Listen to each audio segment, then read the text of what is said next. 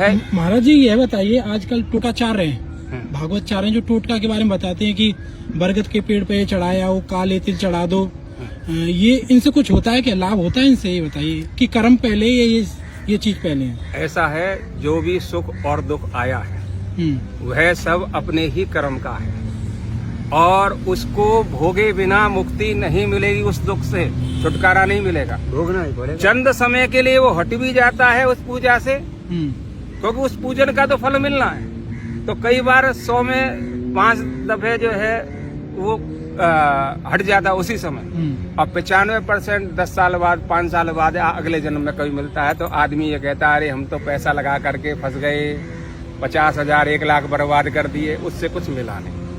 अच्छा महाराज जी। और इनके चक्कर में जो पड़ता है वो उसका दिमाग खराब रहता है, बोला अरे हम पे तो ये हो गया वो हो गया, तो वो कोई भी काम सही से नहीं कर पाता है। दूसरी चीज, उसका उपाय सोचने के लिए पूरा जीवन बर्बाद हो जाता है जी। तो दुख नाम की तो इस जगह संसार में कोई चीज है नहीं, लेकिन दुख माना हुआ है।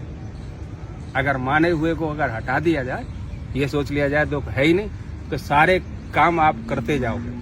क्योंकि ये मान लिया दुख है तो किस कारण से है, वो कारण में पैसा बर्बाद, काम धंधा छोड़ के समय बर्बाद जी, है क्या नहीं? तो महाराज जी ऐसे बोलते हैं, बहुत से व्यास वगैरह कथावाचक है, संत हैं, हाँ। वैसे बोलना नहीं चाहिए कि ऐसा करिए, मैं तो कर्मण्येवाद कारस्ते माँ फलेषु कदाचन। ये तो फिर व्यथा हो जाएगा ये मंत्र तो फिर। हाँ, वो कहा है ना, कर्मण्येवाधिकारस्ते माँ फलेषु कदाचन माँ कर्म फल हेतु माते संगो असत कर्म जी। योगस्त कुरु कर्माणि संगत कतवा धनंजय सिद्ध सिद्धि समभूतवा समस्तो योग। तो ये कर्म के लिए ही भगवान ने कहा है, और ऐसा है कि जो भी आ रहा सुख या दुख वो हमारे ही कर्म का है। तो हमारे कर्म का है तो हमें भोगना तो पड़ेगा, और जब तक भोगेंगे नहीं तब तक मुक्ति नहीं है।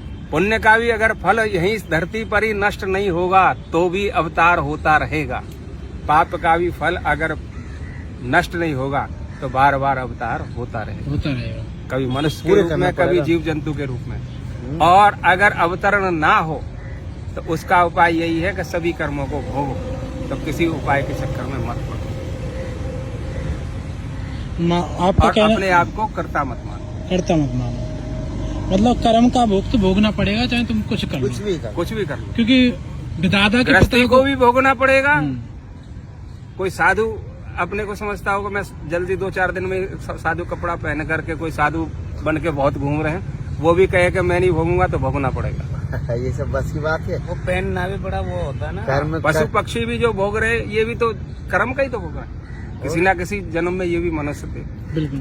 महाराज जी ये बताइए, जैसे अब हम नौजवान हैं, बहुत से लोग, हाँ। हमारे पास बहुत सारे लोगों के मैसेज कमेंट आते हैं कि हम पे कर्म खराब हो गए, हाँ। उनको कैसे काटा जाए? फिर कर्म खराब हो गए तो आदमी पे जब कोई दुख आता है तो बोलता है हम पे कर्म खराब हो गए।